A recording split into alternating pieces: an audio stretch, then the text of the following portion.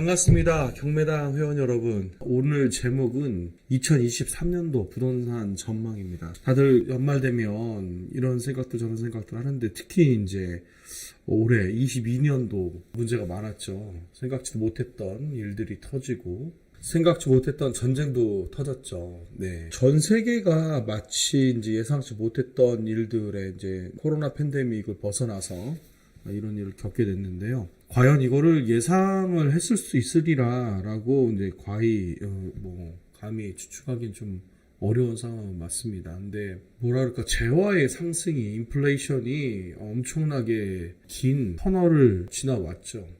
그러니까 국가는 결국은 살아야 되기 때문에 이 인플레이션 시장을 강제적으로도 제어를 해야 되는 상황이 되었습니다. 거기에 맨 처음에 이제 상황에 불을 당긴 것은 미국이죠. 미국의 성향상 영웅심이죠. 전 세계의 경제를 내가 한번 뒤바꿔 보겠다라는 거죠. 그래서 달러의 가치를 높이기 위해서 자국민만 살면 된다라는 위주의 그 미국의 공격이 전 세계적으로 경제 전쟁을 일으킨 거하고 비슷하다고 보시면 됩니다. 슬로건은 그래요. 자, 인플레이션을 잡자. 인플레이션을 잡기 위해서 많은 사람들이 고통은 분담해야 된다. 이것이 이제 하나의 키워드가 됐죠. 여러분들 지금 금리에 대한 이 상황을 처음 경험하신다라고 보시면 여러분들이 그 나이 세대가 굉장히 아직 경제 활동을 한 지 얼마 안 된 나이지 않을까 생각이 들고요. IMF 때, 그쵸. 고금리하고, 모기지 사태가 터졌던 시기, 고금리, 거의 10년 정도 터울이 있죠. 저희가 좀 경험을 하고 나서 이전 정부가 들어서면서 부동산 이 시장에 대한 그 시행착오적인 말하자면 정책으로 인해서 부동산에 이렇게 매몰되어져 있던 이런 부동산들이 살아나기 위한 하나의 몸부림을 치기 시작합니다. 그러니까 뭐 문재인 정부 때 얘기했던 것 중에 맞는 부분도 있습니다. 소위 부동산 작업자들이 이 부동산 시장을 좌지우지하고 있다. 근데 어떻게 잡겠습니까? 그렇죠? 그 꿈틀거리는 거죠. 이 부동산은 살아있기 때문에 국가가 개입함과 동시에 망가지는 겁니다. 그 젠가 아시죠? 젠가. 이 젠가는 이렇게 건축물처럼 이렇게 만들어져 있는데 게임이에요, 게임. 하나를 빼면서 누군가는 무너뜨리는, 그쵸? 누군가는 이제 당첨이 돼야 되겠죠? 이 젠가를 시작하지 말았어야 되는 거죠. 젠가라는 걸 만든 거죠. 여러분들 원래 이 부동산 시장은 자유시장에 그냥 놔뒀어야지만 됩니다. 그것을 왜 흔들었을까요? 저는 사적인 뭔가의 목표가 있지 않고서는 그 부동산 시장을 건들 이유가 없다라고 생각하는 사람 중에 하나입니다. 대장동 사건도 그렇죠. 정부와 권력이 개입하면 이런 일들이 벌어집니다. 정치와 권력은 이 경제시장에 이런 뭐라고 합니까? 개입을 하면 안 돼요. 사적인 생각이 왜 안 들겠습니까? 개인이 살면서 누릴 수 있는 자산의 이 확대를 얼마만큼 누릴 수 있을까요? 여러분들 우리나라에서 몇 프로의 사람들이 자산을 증식하는데 어마어마한 자산을 증식할 수 있는 방법을 갖고 있는 사람이 몇이나 있을까요? 과연 그것 때문에 정치를 하는 걸까요? 제 주변에 몇몇 아는 정치인들 보면 거의 그런 성향을 갖고 있는 것 같습니다. 제가 올해 나이 50이 돼서 정치인에 대한 성향은 사실 좋지 않습니다. 처음에 본인의 마음과 본인의 그 의지는 그렇지 않죠. 국가를 위하고 국민을 위한 것이죠. 계속 국가와 국민을 위해서 열심히 뛰어도 자기에 대한 존재나 이런 것들은 가치가 나타나지가 않는 거죠.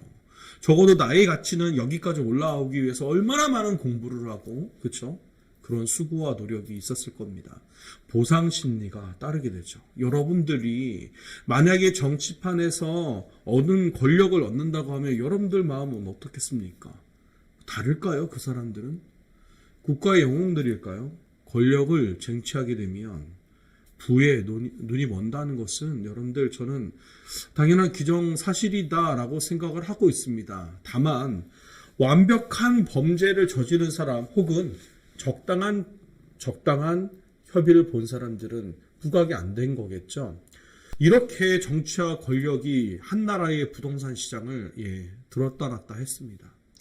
그 여파 제 영상 중에도 있습니다. 이 다음 정권은 그 핵폭탄을 물려받게 될 것이고 그 핵폭탄 처리하기 위해서 이 정권은 아무것도 할 수 없을 것이다. 거기다가 지금 대형화되어 있는 다수당이 지금 소수당이 권력 잡은 거에 대해서 이거를 가만 놔두겠냐 이거죠. 이 싸움 안에 정치 싸움 안에 다른 내용들은 개입되면 안 되는데 여기에 부동산이 이슈가 되어지고 경제가 이슈가 되어졌습니다. 자, 여기에 키포인트 23년도에 그 영향에서 벗어날 것이냐라는 거죠. 부동산 시장이요, 자율적으로 그 정치와 이런 규제 속에서 벗어난다고 하면 예측을 할 수가 있습니다. 하지만 정부가 이 부동산 시속 게임에서 올라가면 균형을 맞추기 위해서 억지로 내리기 위한 규제를 낼 것이고요. 내려가면 올리기 위한 규제를 계속 올릴 것입니다. 이 상황에 굉장히 큰 문제점이 발생했죠. 여기까지는 다 알아들으시는 말씀이라고 생각합니다. 무슨 문제가 가장 커졌죠? 대출금리, 이제 말하자면 대출 이자에 대한 내용이 커졌죠. 이게 왜 문제가 됐을까요? 누가 갭 투자를 권유한 사실 없습니다. 여러분들이 주택이 없다고 하면 주택을 사십시오라고 얘기는 했지만 여러분들 갭 투자하세요라고 얘기한 사람들은 거의 없습니다. 만약에 갭 투자와 관련된 영상들이 올라왔다고 하면 그 사람들은 거의 업자이거나 실질적으로 갭 투자한 사람들은 정보를 공유하지 않는 게 원칙이죠. 왜 갭 투자를 정보를 공유한다고 하면 그것은 뭐 업자라고 봐야 되지 않겠습니까? 그죠? 자, 이렇게 갭 투자를 권유한 사실은 거의 없습니다. 자, 이 상황에 갭 투자에서 상투되어진 사람들은 언젠가는 이 상황이 벌어질 거라는 것을 다 염두에 두고 그 상황을 만약에 투자를 하지 않았다고 하면 이 사람들은 본인들의 실수에 대한 부분에 책임을 져야 되는 게 투자의 원칙인 것입니다. 내년도에도 이 고금리는 쉽게 내려가지는 않을 것입니다. 하지만 국가적으로 이 고금리의 시장이 계속 연동이 되어지면, 계속 유지가 되어지면 이제 서서히 건설사와 증권사 그리고 PF 부실대출에 대한 저축은행들이나 기타 금융기관들, 부동산 종사자 업종들은 여러분들 거의 혹한기를 경험하게 될 거고요. 저희는 이것을 이미 이전부터 경험을 했었습니다. 2008년도 이전에 IMF 때 여러분들 그 시기를 다 경험했던 저로서는 IMF 때 도산되어졌던 회사들, 어음이 돌려서 막지 못해서 형사처벌 당했던 대표들, 제조업들이 무너지고 그 어마어마한 금리를 이기지 못해서 무너졌던 사업가들, 그로 인해서 직장을 잃은 사람들, 그런 내용들이 계속 반복이 되어졌었어요. 그때보다 지금이 더하다 제가 보기에는 IMF 때가 더 심했습니다. 그리고 2005, 6년도에 노무현 정권이 받았었을 때 앞으로 부동산으로 돈을 벌 수 있는 시대는 내 시기에는 없다라는 이런 부동산과의 전쟁에서 금융을 타이트하게 조이고 나서 LG카드가 부도났던 일이 있었고요. 국민은행이 전 국민의 모든 신용카드 한도를 강제로 줄였습니다. 지금 그런 시기인가요? 여러분들 그때하고 비교가 안 되죠. 그러면서 당시에는 말하자면 이런 금융시장이 이렇게 고공행진을 하게 되면 대부업체에서 돈을 빌리는 이런 일들이 많아서 불법 대부업체들이 그 상황을 이뤘었죠. 근데 이번에는 참 그런 부분이 참 적습니다. 정부가요, 법정담보이자율, 사기업들 그리고 대부업을 하는 사람들의 법정담보이자율을 규제하기 시작하면서 점점 내렸죠. 자, 이러면서 사금융을 이용하는 것조차도 어려워졌지만 이제 자율적으로 경제가 움직여야 되는 이런 틈들을 다 막아버렸죠. 자, 그래서 이제 자산 이동의 동맥경화 현상이 일어납니다. 그런 총체적인 난국이 2023년도에 도래합니다. 여러분들 이 도래하는 상황은 누군가가 만들었을까요? 라고 생각하지 않습니다. 누군가가 만든 것은 절대적으로 아닙니다. 우리나라의 금융이자를 올리는 것은요, 한국은행이 올리는 것이냐? 절대적으로 아닙니다. 제 영상 들으시면서 좀 어렵죠? 제가 보기에는 20대 젊은 분들이나 30대 경제 공부를 하시는 분들은 제 영상이 상당히 어려울 겁니다. 하지만 이 내용을 인지하고 여러분들이 이해한다고 하면 여러분들 경제적인 상식은 상당히 높아지리라고 생각을 합니다. 자, 이어서 계속 얘기한다면 2023년도에는요. 이런 얼어붙은 시장이 만약에 계속 유지될 수밖에 없다라는 것은 경제학자든 누구든 예측할 수 있는 상황이에요. 이것이 누가 전문가기 때문에 예측한다? 절대 아니죠. 그러면 전문가들이 예측할 수 있는 건 무엇일까요? 재테크를 목적으로 하는 전문가들은요, 내년 시장에서, 자, 과연 반등이 있을 때 가장 오를 수 있는 부동산의 모양새는 어떤 것이 있을까? 과연 어떤 모양새로 부동산이 오를까? 경제는 어떻게 성장을 할까? 관심들을 갖게 될 겁니다. 경제 성장률도 상당히 떨어질 것이고요. 부동산의 자산도 상당히 떨어질 겁니다. 자, 그럼 국가가 세금으로 운영을 해야 되고 장사를 해야 되는데 국가 입장에서는 어떻게 되겠어요? 그렇죠? 어떻게든지 자산 유동을 시키게끔 A에서 B로 이전할 수 있는 상황을 만들어야지만 이 거래세가 발생을 하고요. 여기서 얻어지는 양도소득세, 취득세로 인해서 국가는 재정을 운영하게 됩니다. 내년도는요, 양 정당이 지금 현재 야당과 여당이 총선을 위해서 상당한 줄다리기를 하게 될 것입니다. 현재 이재명 정당이 이거를 어떻게 버틸지는 모르겠지만 이후에 어떤 일이 벌어질지는 저도 확신은 못합니다만 야당의 대표가 누가 바뀌든 여당과 대립되어진 것은 불을 보듯 뻔하죠. 자, 그러면 여당 입장에서는 어떤 키워드를 갖고 있고 야당은 어떤 일을 갖고 있는지 여러분들이 좀 아셔야 돼요. 야당은요, 현 정부가 발의한 예를 들어서 어떻게 해보자 이런 제안에 대해서요 거부권 행사를 합니다. 그러면 야당에서 이렇게 해야 됩니다라고 하는 큰 정당에서 안건을 제시를 하면 이거에 대한 결정권을 현 또 대통령이 갖고 있죠, 정권이. 자, 이렇게 칼과 방패의 싸움에서요, 이 칼은 뭐든지 뚫을 수 있고 이 방패는 뭐든지 막을 수 있는 현재예요. 그러면 그 사이에 낀 국민들은요, 이 거대 정당들이 정치권을 두고 싸우고 있는 이 상황에 피부로 느끼는 경제를 경험하시게 될 거예요. 그 싸움이 언제 끝나냐? 2024년도 12월 총선 때 막을 내리게 될 겁니다. 다음 현 정부가 순탄하게 갈 것인지 아니면 현 정부가 또 다시 어떤 여건에 의해서 터질지, 앞으로도 어떤 일이 터질지 저는 겁이 납니다. 이제 우리나라는 정치적 테러에 있을 것 같습니다. 예측이 되어집니다. 앞으로 또 어떤 일이 벌어질까? 우리는 뉴스나 이런 것만 통해 가지고 부동산에 대한 정보를 얻고 있는 그런 상황이 되어버렸어요. 자, 그러면 여러분들 뉴스와 관련된 네이버나 기사들 한번 열어보십시오. 어디를 믿고 그 기사들이 정확하다라고 여러분들 확인하실 수 있습니까? 없어요. 지금 믿을 수 있는 기사, 내용, 정보들 없습니다. 그럼 확실한 인포메이션이 없는 상태에서 여러분들이 발로 뛰지 않는 이상 부동산 시장에서 돈 벌 수 있는 기회는 정보로는 불가능합니다. 부동산 계속 떨어진다? 앞으로도 오를 수 있다?